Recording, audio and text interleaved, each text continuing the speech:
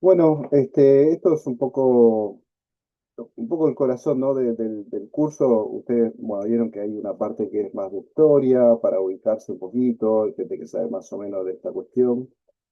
Eh, pero bueno, el sector agro efectivamente es algo que es muy importante para Argentina, para las exportaciones argentinas, pero que a medida que avanza la historia va reduciendo su peso en el PBI. Hoy debe estar del orden del 10% del PBI, ¿no? Entonces, muchas veces está esa cosa de que, bueno, si el campo le va bien, a la Argentina le va bien. En verdad, es cierto y no es cierto. Si las exportaciones son buenas, eso le permite efectivamente a Argentina tener crecimiento, poder redistribuir, etcétera. Es decir, que si a las exportaciones le va bien, hay posibilidades efectivamente de que a Argentina le vaya bien. Toda la cuestión un poco radica en qué se usa estas exportaciones. Caso, digamos, paradigmático de lo que está pasando hoy, obviamente, en que hay muchas exportaciones, hay un excedente comercial muy importante, pero bueno, nadie está sintiendo que Argentina está pasando por un buen momento de actividad económica e incluso por un buen momento en términos bueno, de actividad económica en el sentido de lo que es las zonas urbanas, ¿no? Toda la zona más poblada, gran parte de la población la está pasando de alguna forma u otra bastante mal, entonces no sería un caso, pero el que mejore las exportaciones, como decimos los economistas, es una condición necesaria. Bien, dicho esto, el agro obviamente aporta una proporción importante de lo que es las exportaciones argentinas. Podríamos decir que la incorporación de Argentina obviamente al mercado mundial se hace a través de esas exportaciones agropecuarias. Ahora va cambiando un poco el mix.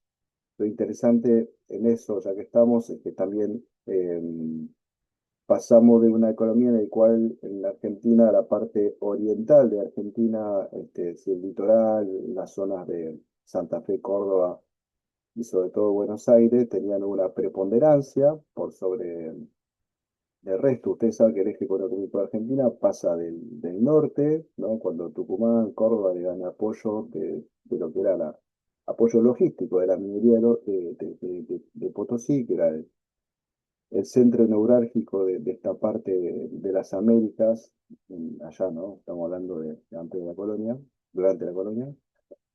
Y después, bueno, en el siglo XIX, el sector agropecuario empieza a tener auge, aparece cada vez más la inmigración, con lo cual Argentina se va recentrando en su economía hacia la zona oriental, Puerto de Buenos Aires, las zonas eh, de la Pampa Húmeda.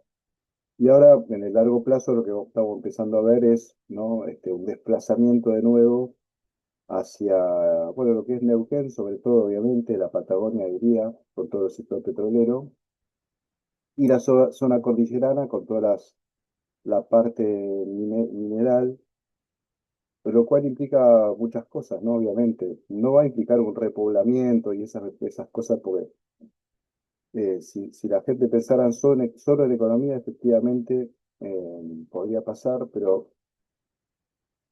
hay múltiples dimensiones, ¿no? En el ser humano y la económica es solo una. Así que, bueno, nada, mencionar esto de que hay un desplazamiento es algo que va a ser sobre todo importante en la parte logística, desplazamiento de bienes. Cómo hacer pasar los bienes desde, o sea, está todo pensado, por ejemplo, los trenes y todo eso para evacuar, digamos, lo que son las partes agropecuarias hacia Europa, o sea, todos los puertos mirando hacia Europa, y ahora nos tenemos que dirigir hacia Asia, eh, lo cual se hace por varios caminos, más o menos son todos los mismos, pero hay barcos, los Panamax, que pasan por el estrecho por el canal de Panamá. Lo que tienen es que algunos temas de logística, ¿no? Que aparecen, bueno, en la tesis doctoral, en varios papers que están ahí mencionados, pero que es un tema con todo esto. Argentina tiene una ventaja porque tiene eh, las tierras muy cercanas al puerto de Rosario, las tierras más fértiles. El tema es que los puertos de Rosario tienen una profundidad interesante, pero no es un puerto marítimo, con lo cual no tiene la profundidad que puede tener Bahía Blanca o los puertos brasileños como Paranagua. Bien, Paranagua ahí es frente a San Pablo, para decirlo rápidamente, a Santos. Y entonces muchas veces los Panamax no pueden llenar toda su carga en Argentina y entonces tienen que hacer una segunda estancia con los costos que eso implica en el Brasil. Toda la discusión del canal de Magdalena, por ejemplo, es para que esa segunda estancia lo hagan en Bahía Blanca, por ejemplo, y no lo hagan hacia el norte, que separa de Montevideo, además, y aparecen ahí temas de, que tienen más que ver con precio de transferencia, como se dice, ¿no? Porque Uruguay es un paraíso fiscal, no lo vamos a decir, pero es así. Entonces, bueno, nada, todo lo que pasó con Vicentín, etcétera. Entonces, todo eso generó toda la discusión sobre el canal de Magdalena. Pero bueno, algunos temas logísticos. Muchas veces también los barcos, cuando uno mira, vieron que hay, no me acuerdo, se puede ver el tráfico marítimo online y van a ver que hay barquitos que salen de Rosario y que van por el sur de África, yendo por el estrecho de Malaca hacia, bueno, hacia la India directamente y si van para China, pasan por el estrecho de Malaca y siguen su ruta ahí. Es más o menos la misma cantidad de kilómetros, ¿no? Pasando por un lado por otro, pero bueno, los barcos son distintos. No importa. Lo que sí aparece siempre, ¿no? En estas discusiones una tercera salida posible que es por el Pacífico. Lo que pasa es que la cuenta que uno hace es, bueno, si lo salimos por tierra es más costoso que salir por el barco. Bueno, el tema es que hacer vías, ¿no? Para que salga todo por el Pacífico cuesta carísimo, mucho más, digamos, en las zonas cordilleranas de Argentina, que son las más elevadas que hay. Entonces, me parece que salvo que venga China, ponga toda la plata y la hagan ellos mismos, es muy difícil que se haga eso. Y no está muy justificado en términos logísticos. Es mejor hacer trenes que salgan de las zonas cordilleranas y que salgan por los puertos habituales.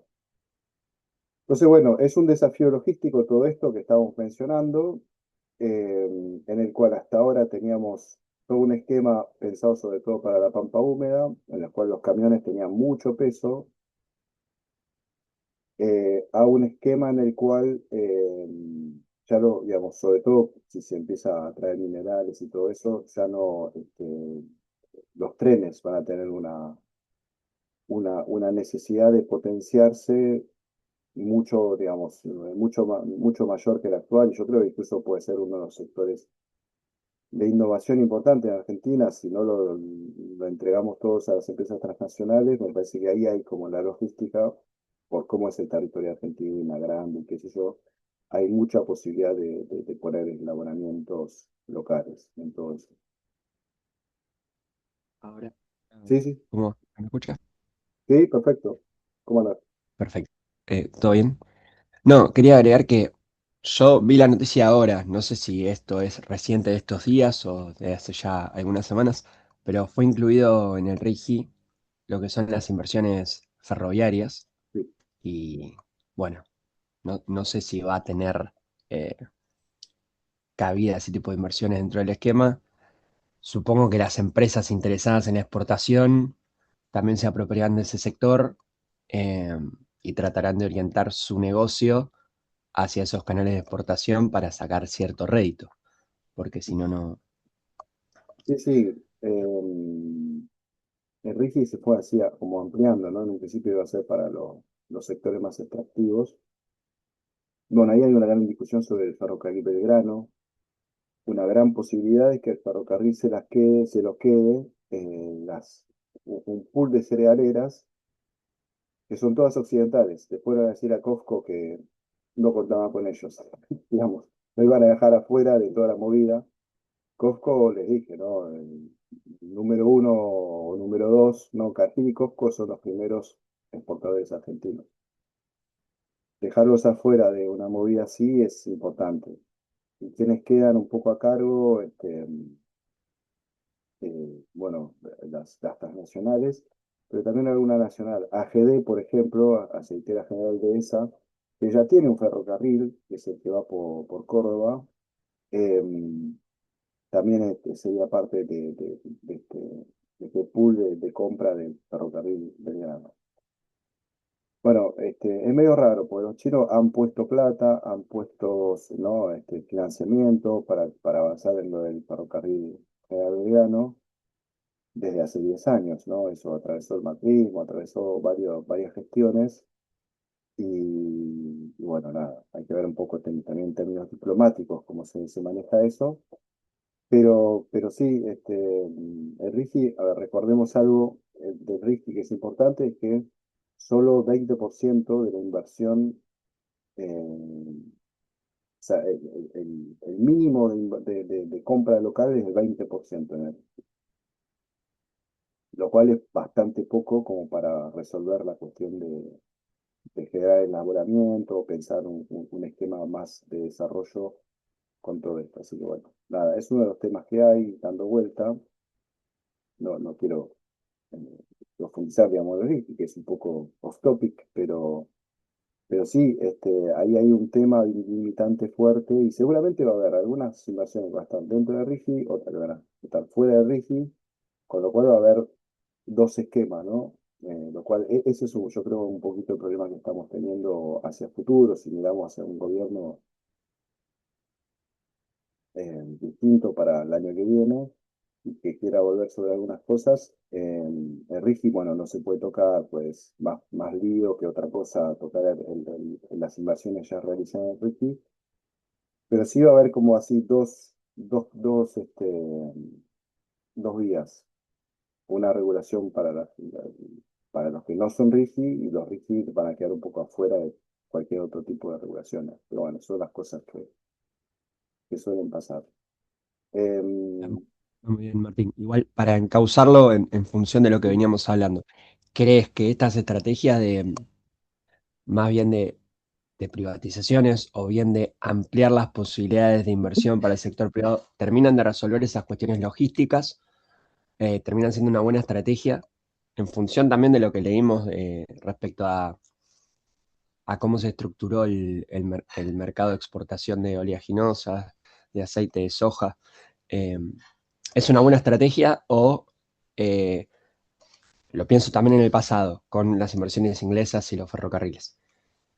O bien debería ser el Estado, a pesar de la exigencia de capital que significa, quien debería orientar esa cuestión, ya desde un punto de vista inversor.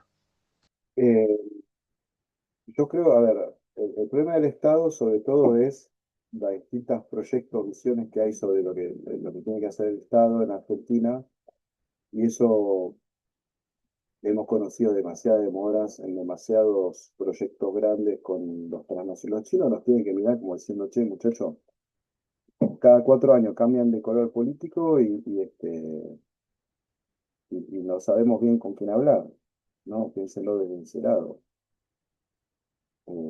Cristina, Macri que corta todo el financiamiento de China porque pensaba que era, bueno, el monstruo. Después vuelve y con Alberto estaba todo bien y después viene Estados Unidos y dice no, que corte con todo el financiamiento chino. Entonces van y le dicen, bueno, no podemos seguir con esto.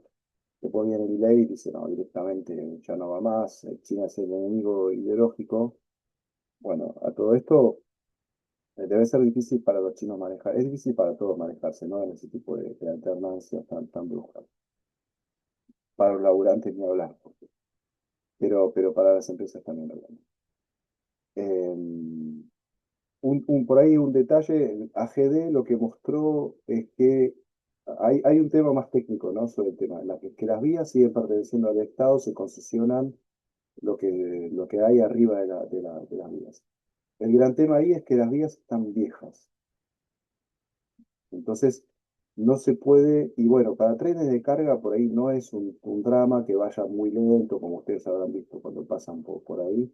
Va muy lento porque las vías no dan para que circule más rápido. Bueno, puede ser. La cuestión es que eso también te impide pensarlo para otros usos, como uso de pasajeros, como se estila mucho más en otros países. Está muy de moda, ¿no? En Europa, hacer trenes de pasajeros y todo eso. Entonces, bueno, eh, hay un tema ahí. AGD lo que tenía es que también, al tener vía propia, al tener un tren propio, en varios papers te dice, bueno, lo que había como también te empezaba a cobrar, si vos no eras de AGD, te cobraba una fortuna. Ese problema de monopolio, simplemente. Ese problema que ponían los ingleses en el principio de los Carolina Ortiz, digamos, cuando empieza con ese tema, lo que decía es que los ingleses cobraban una tarifa demencial y eso terminaba perjudicando al campo argentino. Bueno, que esté en manos privadas pasan ese tipo de cuestiones.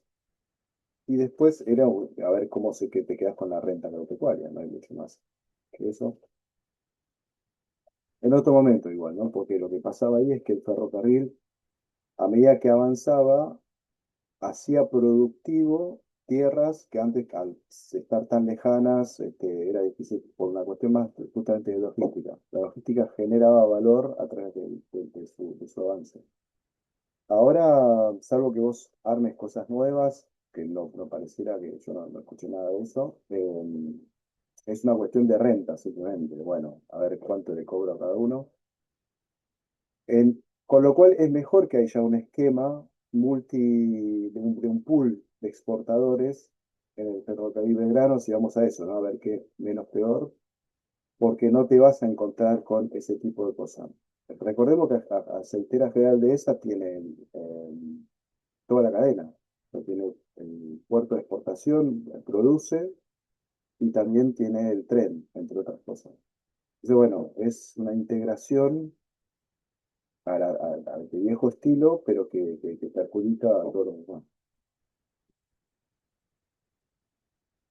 Así que bueno, eso, eh, lo que podría decir sobre esto. Hay que ver después cómo termina. Recuerden que falta solo un año del gobierno y bueno, hay ganas de privatizar cosas, habrá que ver si se llega, ¿no? Creo igualmente lo de los trenes ya lo puede hacer porque ya pasó por la ley y todo. Pero es una cuestión de decreto, ¿no? De licitación y de... bueno, esa parte logística a mí me gusta, es un tema interesante y es un tema que es poco trabajado. En la Argentina es algo que es, al ser un país tan extenso, es algo que pasa muchas veces debajo del radar. Y ahí en mi tesis hablo un poco de dependencia logística, en el sentido que hay pocos países en que lo que es el nervio, digamos, de la economía, que es la logística, para retomar un concepto de bienes de Scalabrini, esté tan extranjerizado como ha pasado con nuestros ferrocarriles, hidrovías, puertos, ¿no? Es una cuestión bastante rara. Después, un tema que la clase anterior, digamos, sería 2 clases atrás, planteábamos, es el tema de la financiarización, como una discusión que hubo mucho en el 2008, por qué crecen los precios de los commodities, bueno, porque la gente, los actores financieros especulan con la suba de commodities, y a veces y ahí lo que quería plantear es que hay límites, ¿no? A ese tipo de cuestiones, porque cuando empezó a bajar los precios de los commodities, seguía creciendo la especulación, simplemente te especulan hacia la baja, ¿no? Muchas veces cuando se habla de toda esa cosa de financiarización y esas cosas y ese tipo de conceptos, no se entiende bien cómo funciona un mercado financiero. Vos podés especular hacia arriba y hacia abajo. Y de hecho lo que se ve, un poco los datos que pude recopilar para la tesis, es que después de la crisis del 2008 no es que se caen los contratos de futuros, sino que siguen creciendo. Lo que es interesante también mencionar es que funcionan los futuros, digamos, es algo que vos decís, bueno, hay tiempos, ¿no? Ya entendieron que la agricultura es una producción con tiempos. El modelo de telaraña, no sé si alguno hizo micro, a veces aparece, y el modelo de telaraña es típicamente un modelo donde los precios y las cantidades, los tiempos impactan en los precios y las cantidades. Entonces, si vos en septiembre plantás la soja, 6 meses después va a estar, en abril, por ejemplo, Y en el tiempo, en ese momento puede pasar muchas cosas. Vos tenés una inversión hecha que no sabes a qué precio lo vas a poder efectivizar. Por lo menos sabés que lo vas a vender, que hay demanda seguro para la soja, ¿no? Yo creo que esa es una cuestión que es importante mencionar. Hoy por hoy es más fácil estoquearse también, con lo cual vos podés, pero en un punto es un problema financiero de entrada. Y por eso, bueno, o sea, ustedes saben que el Banco Nación nace un poquito con las necesidades financieras del campo. Y yo citaría también el Credit Corp, ¿no? Que nació mucho con muchos, y todas las cooperativas en general. Las cooperativas de crédito en la posguerra están muy vinculadas a todas las necesidades que tienen el Banco de Santa Fe, y digamos, había una necesidad financiera que nace con el tema del agro, que es importante. Por esa temporalidad, no. Y entonces, una forma de resolverlo es, bueno, te pido prestado a 6 meses, con eso siembro y después te pago con la cosecha, con todos los riesgos que hay en el medio, ¿no? Pero otra opción es directamente armar un mercado de futuro, lo que se llama futuro, que es decir, bueno, yo cuando estoy sembrando o estoy avanzando crezca la plantación, digamos, yo te puedo ir vendiendo cosecha futura. Es decir, que es octubre, noviembre, yo necesito plata, lo que hago es que vendo mi, mi, vendo mi cosecha. Entonces vos te haces con plata en octubre y entregás la mercadería en abril. Y de la otra parte, no es un contrato, de la otra parte te adelantan plata para encontrarse con el físico en abril. Eso es algo que existe siempre, es algo que es, bueno, que hay que entender, es importante para poder, eh, para el agro es algo bastante común. Pero que efectivamente en Chicago, la bolsa de Chicago, lo que empezó a pasar, sobre todo en los años 70, es que a través de una serie de desregulaciones, un negocio que antes era aburrido porque los precios estaban más o menos fijados por las administraciones, sobre todo la administración de Estados Unidos, el agro, al desregularse y a ver el boom de commodities de los años 70, producto de la descolonización de los países petroleros, y eso también impactando en un montón de otros precios, entre otros los granos. Eh, bueno, ahí se empieza esa especulación sobre los futuros de soja, es decir, empiezan a entrar jugadores que no son jugadores del mercado, que no necesitan el físico, ¿no? Que van a comprar y vender entre octubre y abril, por ejemplo, ¿no? Lo que no quieren es encontrarse con el físico en abril, claramente. Entonces van cambiando, y sobre todo lo que empezó a verse es que había vieron que en los mercados lo que se quiere es, sobre todo en general, ¿no? Hay digamos, una pequeña, 10% es una campaña de box. 10% quiere todo riesgo, ¿no? Así, a todo nada. Pero el 90% de los tipos que están en el mercado, lo que quieren es seguridad, lo que quieren es una ganancia normal y seguro, más o menos seguro, lo más seguro posible. Y en eso se arman lo que se llaman los portafolios, concepto muy importante cuando se habla de finanzas, que quiere decir que nunca vas a estar vos en una sola, todo tu plata no la vas a poner en un solo activo. Y no lo vas a poner en varios activos que se mueven igual. Siempre vas a buscar activos que se mueven distinto para justamente diversificar los riesgos. Lo que las abuelas llamaban un huevo en cada canasta, ¿no?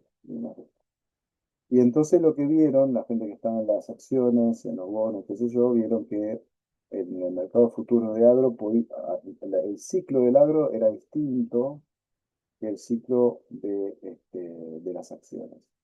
Y ahí empezaron a meterse, lo llaman los actores no comerciales, los financistas, empezaron a meter ahí, y efectivamente le dieron más volumen a ese mercado. Bueno, ahí hay toda una serie de autores. Yo les puse uno en inglés para los que están interesados, que es Irving, y toda la gente, que son gente que labura ahí en Illinois, la universidad que está obviamente al lado de Chicago, que hay que leerlo como una lectura de gente que sabe muchísimo de estas cuestiones, que está más cerca obviamente de los intereses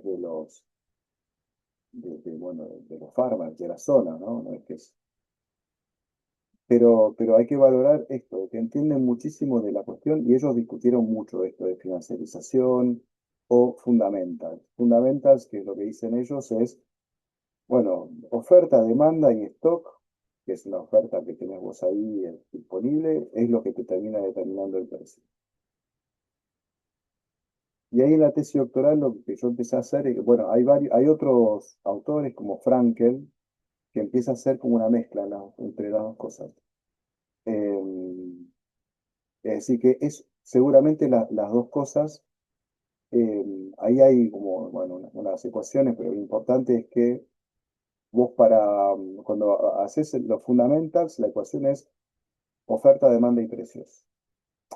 Oferta, demanda y stocks. Eso te determina el precio, ¿no? Entonces aparece el stock ahí como algo importante, y la ecuación de la financiarización, por ejemplo, también está ahí el stock metido.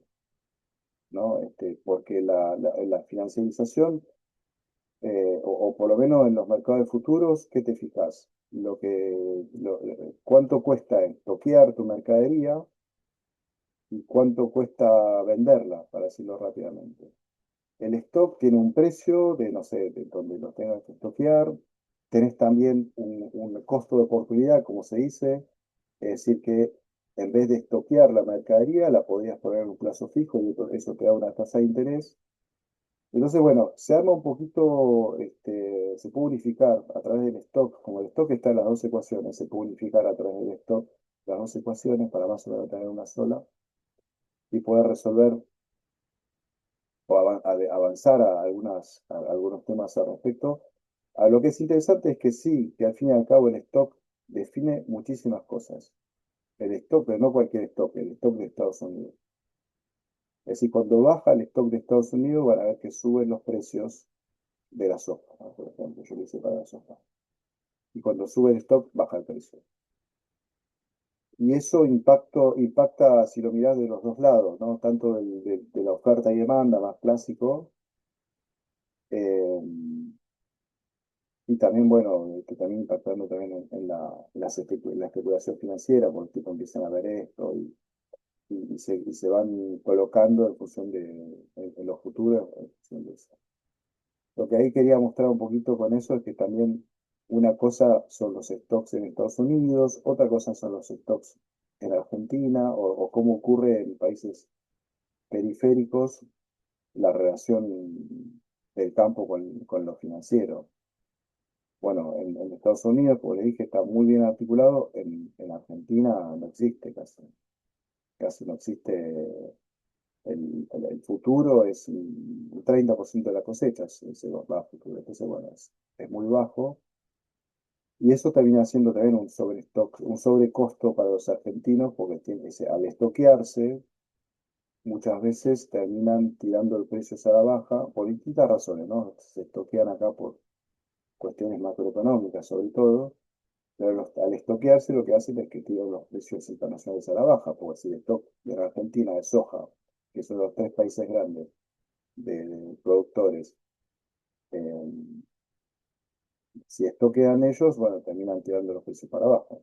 Entonces, bueno, eso es un tema eso. Eh,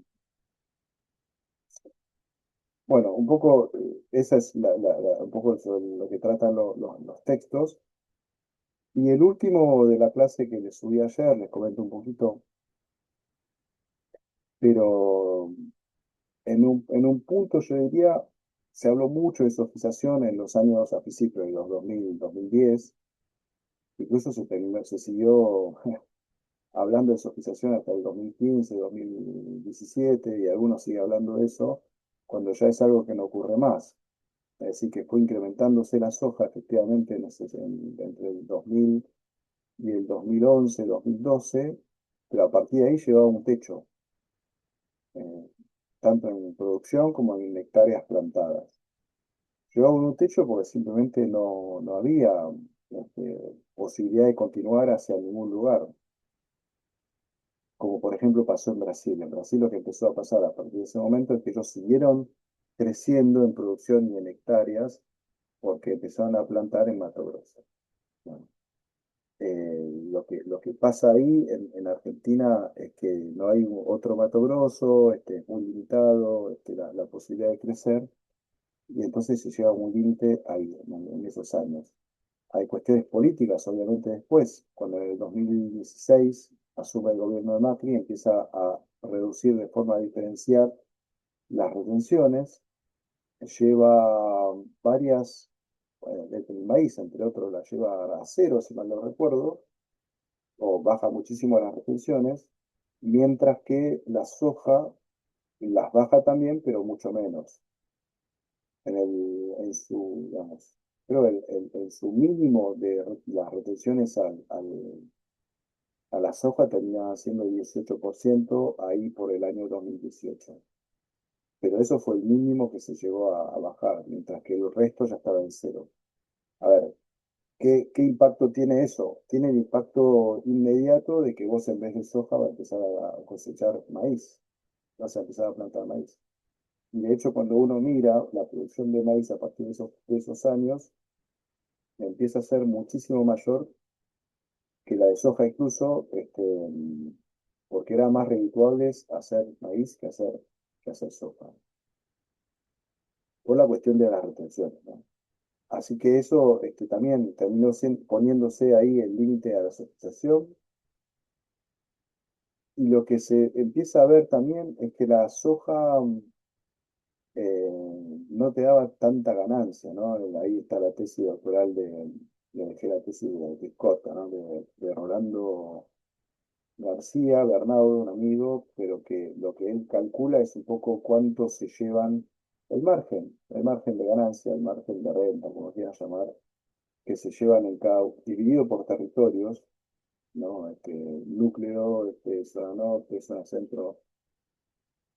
Lo que uno ve ahí es que ya en el 2015, que es hasta donde llega eh, hasta donde llega el periodo que toma, eh, las ganancias empezaban a ser muy bajas. ¿Por qué? Porque el tipo de cambio ya empezaba a ser muy bajo hacia el final del periodo de kirchnerismo, porque las retenciones de 35% son un montón, sobre todo cuando vos tenés la caída de los precios internacionales que empezaste a tener en los años 2013, 14 y 15. Entonces, la conjunción de esos tres factores hacía que ya se ganaba no tanta plata en la cuestión en los campos, ¿no? No, sobre todo en lo que tiene que ver con soja. Algo que, bueno, que uno lo pierde de vista porque piensa que gana una fortuna, que tiene campo ya está salvado y eso, y en verdad hay muchos idas y vueltas, y lo volvemos a ver ahora, ¿eh? Estamos haciendo, justamente con Rolando, estamos haciendo una cuenta de cómo están las cosas, o lo que se puede ver en la Secretaría de Agricultura, y están bastante mal, eh, lo cual explica, bueno, vamos a ver qué pasa el que viene, pero creo que explica algunos de los votos que tuvimos en septiembre del año pasado en la provincia de Buenos Aires, en alguna sección tipo la 2 creo que era la sección bien agro, que el peronismo nunca había ganado y que ganó de repente, ¿no? Entonces, bueno, eso también hay que verlo, hay que estar atento. Bueno, y es interesante, ¿no? También hay muchos límites por el lado ambiental, que ahí, si bien Argentina no es de los que más usa agroquímicos, se usa mucho más en Brasil, pero de lo que hablamos la última vez, creo que hay algo importante para mencionar y es que no,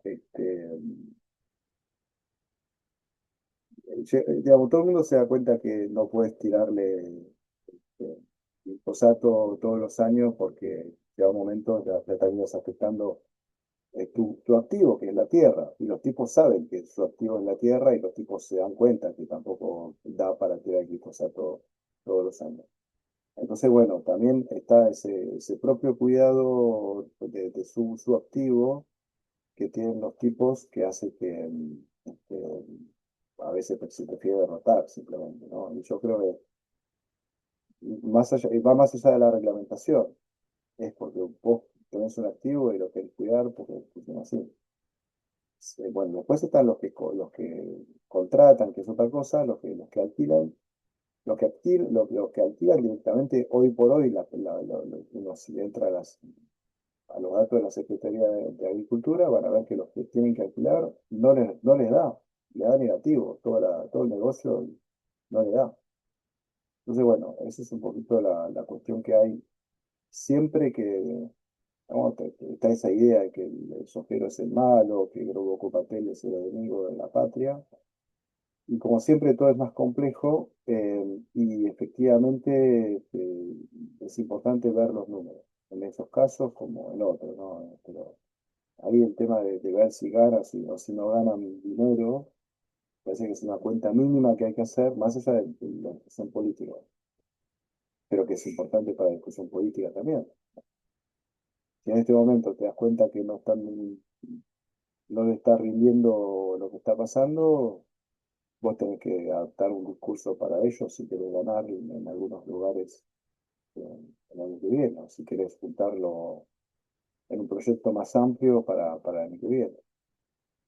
Eso yo creo que es algo que es importante para bueno, es un poco el rol que uno tiene también, ¿no? De decir, che, ojo, que esta gente no la está pasando tan bien con este modelo económico, al contrario de lo que uno podría pensar. ¿Por qué no vamos tirando un discurso o alguna diagonal y saber qué pasa? Así que bueno. No sé si hay pregunta un poco sobre esto. Yo sé que lo de ayer no lo deben haber leído, porque se lo pasé muy sobre el pucho, pero se lo quería comentar. A ver, hay muchas cosas, ¿no? Para charlar, son pedazos grandes de temas, como todos, ¿no? De estructura económica argentina, pero por lo menos para que tengan un pantallazo es importante.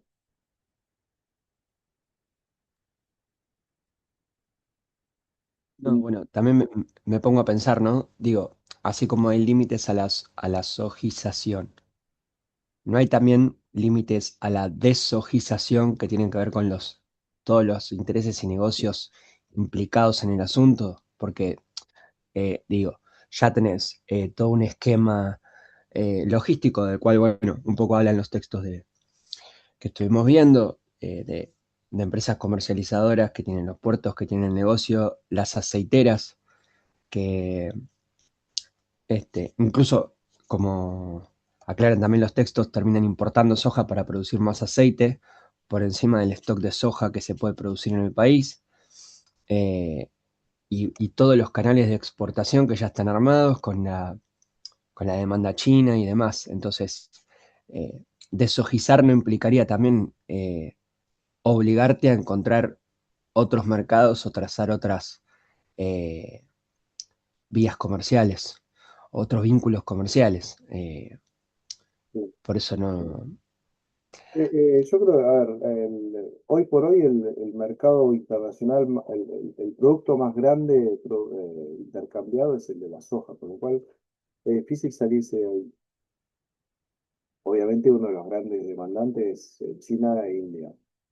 Entonces, bueno, a partir de ahí, y seguramente se van a seguir prendiendo otros países grandes, cuando uno mira Indonesia, Bangladesh, países con centenares de millones de poblaciones para nutrirse, empiezan a crecer, se empiezan a comer animales, ¿no? Porque la soja sirve mucho para eso.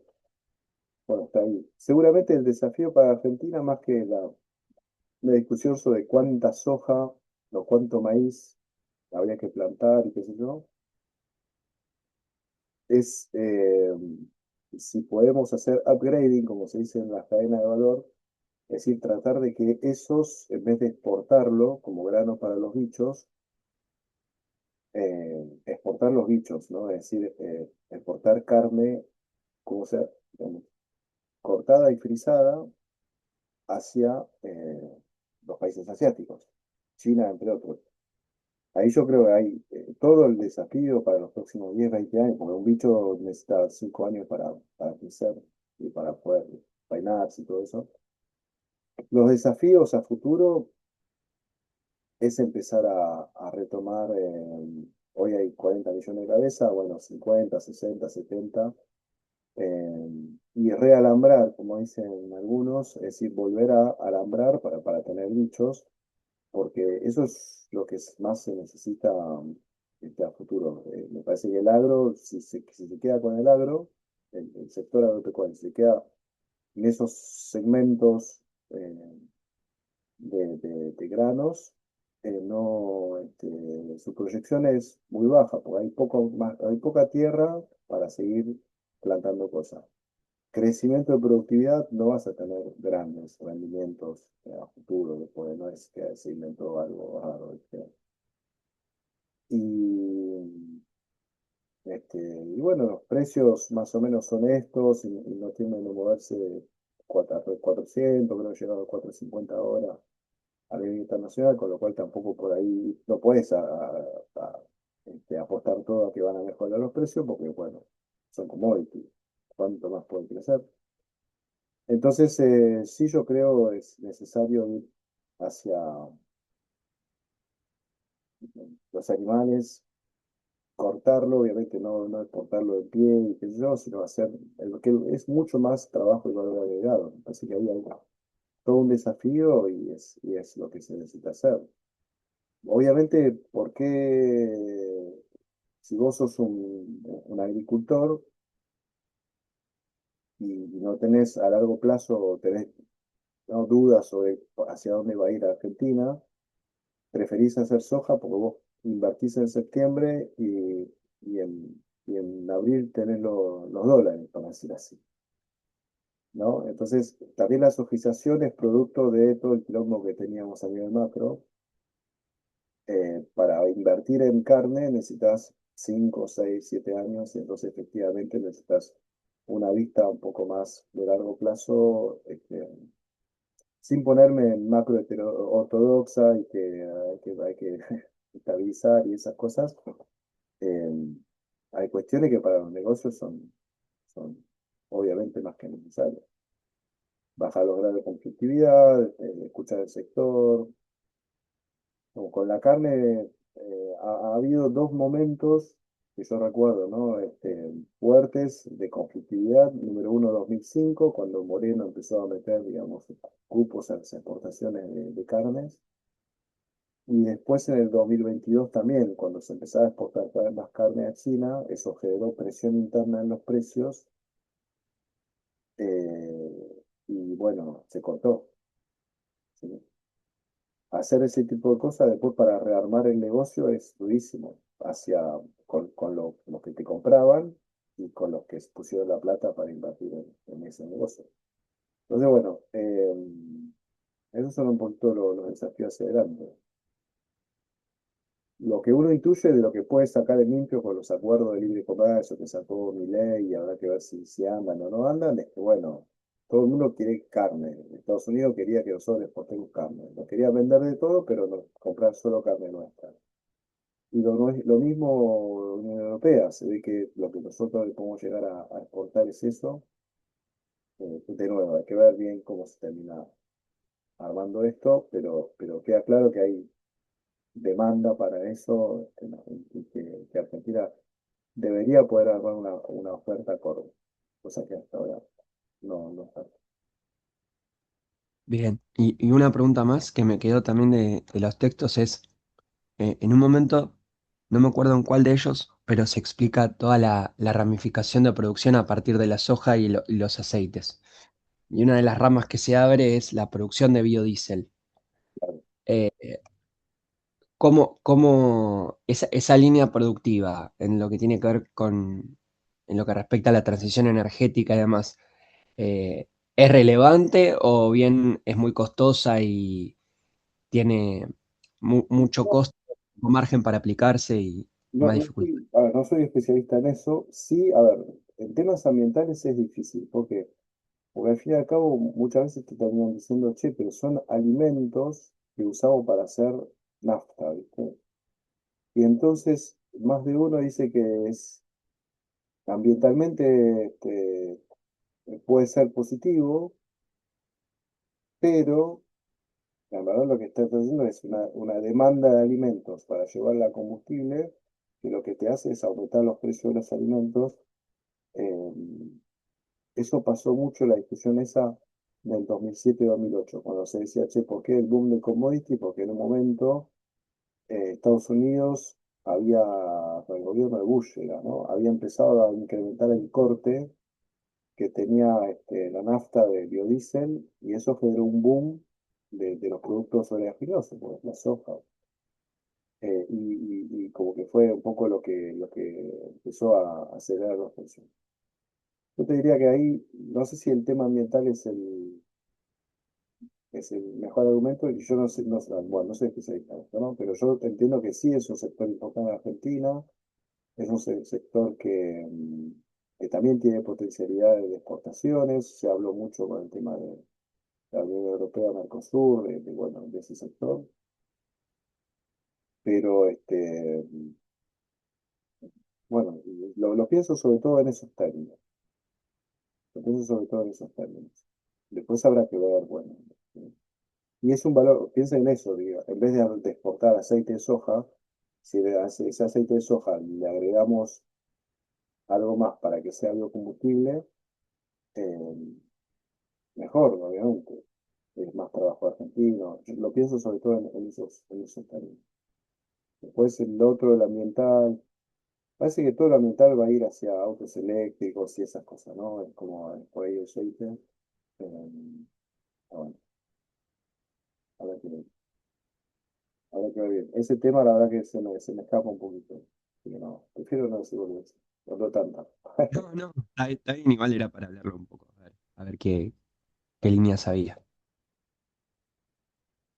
Bueno, no sé si hay algo más. Si no, bueno, la última clase, semana que viene, clase 9 un poco para ver las perspectivas a nivel global, ¿no? De esto y cómo se podría ubicar Argentina. Eh, y bueno, martes que viene, última clase que tenemos nosotros. Bueno, Perfecto. Y respecto algo habías comentado ya, Martín, sí, de cuáles son las consignas. agarrar un ¿Cómo? sector Ah, que no sea la soja, agropecuario, que quieran. Puede ser un sector de una región incluso, que me ha tocado la frutilla del Alto Valle y esas cosas. Mientras tengan datos, porque si no hay datos es como que se vuelve todo mucho más complejo. Y bueno, y hacer un informe de esto, de potencialidades, de producción, de qué datos hay, de empresas eventualmente.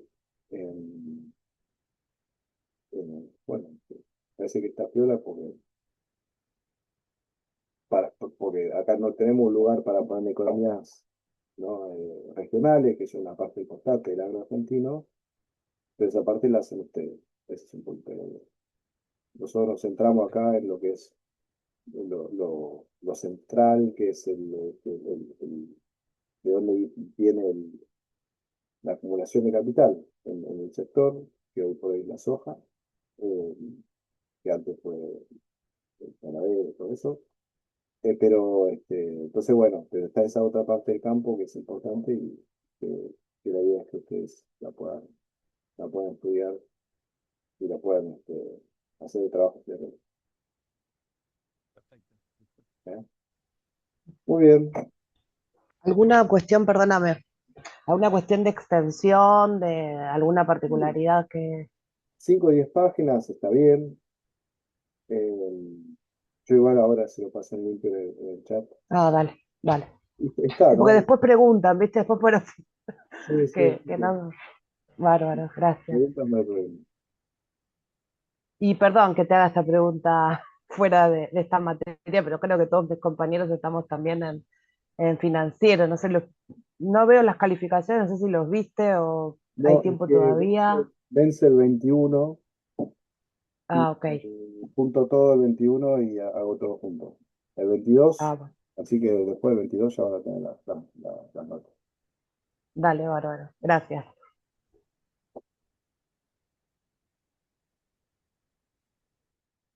Detengo grabación.